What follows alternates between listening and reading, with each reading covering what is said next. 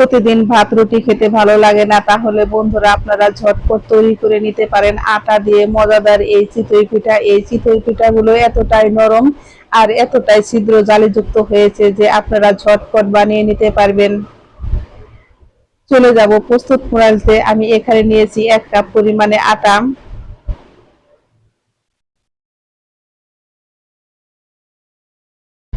এখন আমি দিয়ে দিব পরিমাণ মতো লবণ আর দিয়ে দিব খুবই অল্প পরিমাণে একটু বেকিং পাউডার। আটা দিয়ে চিতই পিঠা বন্ধুরা খেতে হয় কিন্তু দুর্দান্ত মজার, ঝটপট কিন্তু সকালের চায়ের নাস্তায় আপনারা এই পিঠাগুলো বানিয়ে নিতে পারেন, বাকি সন্ধ্যাবেলায় চায়ের সাথে টিফিনেও দিয়ে দিতে পারেন, এতটাই মজার হয়। আমি সমস্ত উপকরণ দিয়ে কিন্তু এখন মিশিয়ে নিয়েছি। দিয়ে দিব অল্প পরিমাণে জল। আমি এখানে 1 কাপ পরিমাণে জল নিয়েছি আর জলটা কিন্তু আমি একসাথে দিব না, জলটা আমি বারে বারে দিয়ে এই ডোটা তৈরি করে নিব।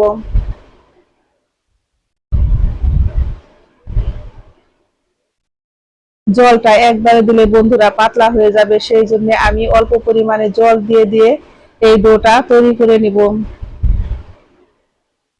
আমার ডোটা কিন্তু ঘনই আছে, সেই জন্য আমি আবারও একটু জল দিয়ে কিন্তু আমি এই ডোটাকে আরো পাতলা করে নিব। এই ডোটাকে অনবরত নাড়তে হবে আর ভালো করে মিশাতে হবে, যাতে নাকি কোনো দানা দানা ভাব না থাকে। দানা দানা ভাব থাকলে কিন্তু পিঠাগুলো সুন্দর হবে না আর দেখতেও কিন্তু ভালো লাগবে না। সেই জন্য বন্ধুরা আপনারা এইভাবে ডোটা খুব সুন্দর করে একটা চামচের সাহায্যে অনবরত নেড়ে এটাকে মিশিয়ে নেবেন।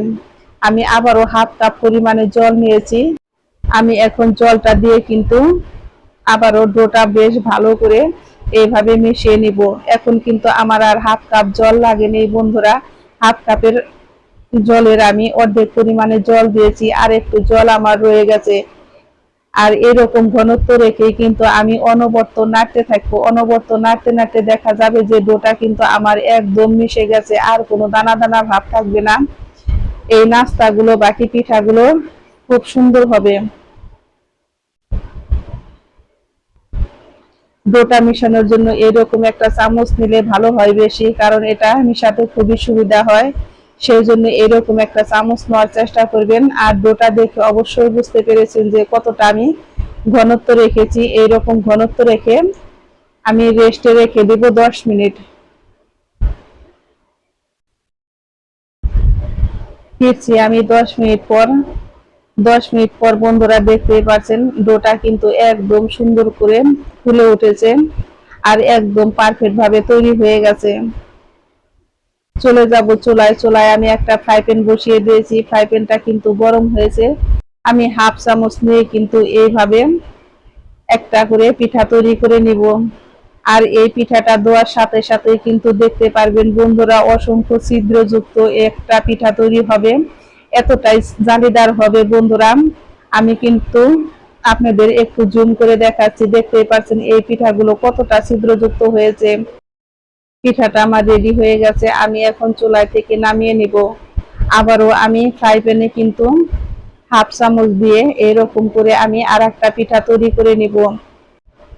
খুবই সহজে ঝটপটে আপনারা এই পিঠাগুলো তৈরি করে নিতে পারবেন।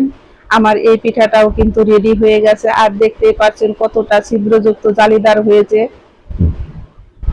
আমি একে একে এইভাবে সমস্ত পিঠাগুলো বন্ধুরা রেডি করে নিব। এই পিঠাগুলো দেখতে যেমন সুন্দর হয়েছে, খেতেও হয়েছে কিন্তু অসাধারণ মজার। একে একে তৈরি হয়ে গেল বন্ধুরা আমার 1 কাপ আটা দিয়ে সমস্ত পিঠাগুলো। আমি এখন এই পিঠাগুলো খাওয়ার জন্য একটা শিরা তৈরি করে নিব। আর এই শিরা দিয়ে পিঠাগুলো খেতে আমার ছেলেরা বাকি আমার খুবই পছন্দ। সেই জন্য আমি কিন্তু এইরকম ভাবে একটু শিরা তৈরি করে নিব।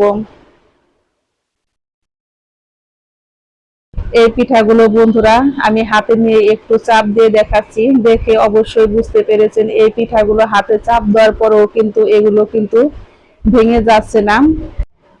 এই পিঠাগুলো কতটা জালিদার হয়েছে, দেখতে যেমন সুন্দর হয়েছে খেতেও হয়েছে কিন্তু দারুণ মজার। আমি এখন এখানে একটু শিরা তৈরি করে নিব। দিয়েছি আমি 1/2 কাপ পরিমাণে জল। এখন আমি দিয়ে দিব 6 চামচ পরিমাণে চিনি। আর দিয়ে দিব আমি 2টা এলাচ, খুবই অল্প পরিমাণে একটু ফুড কালার। আপনাদের হাতের কাছে যদি ফুড কালার না থাকে তাহলে এমনি সাদা শিরাটা আপনারা তৈরি করে নিতে পারেন। ফুড কালারটা দিলে দেখতে একটু সুন্দর হয়, সেই জন্য আমি অল্প পরিমাণে একটু ফুড কালার দিয়ে এইরকম ভাবে শিরাটা কিন্তু অনবরত নেড়ে তৈরি করে নিব। এই শিরা দিয়ে পিঠা খেতে কিন্তু দারুণ মজার হয়। আমার ছেলে আমার কিন্তু ভীষণই পছন্দ। কে কে এইভাবে পিঠা খেতে পছন্দ করেন অবশ্যই কমেন্ট বক্সে আমাকে জানাবেন। শিরাটা কিন্তু আমার পারফেক্ট ভাবে তৈরি হয়ে গেছে, আমি এখন চুলাই থেকে নামিয়ে নিব। এই পিঠা আপনারা কিন্তু তরকারি, ভর্তা, বাকি চাটনি, শিরা দিয়ে, মধু দিয়ে খেতে পারেন। খেতে হয় কিন্তু দারুণ মজার। দেখতে যেমন সুন্দর হয়েছে, খেতেও হয়েছে কিন্তু অসাধারণ মজার। সকলেই ভালো থাকবেন, সুস্থ থাকবেন।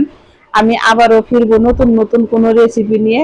ঝটপট তৈরি হয়ে গেছে বন্ধুরা আমার 1 কাপ আটা দিয়ে দারুণ মজার চিতই পিঠা।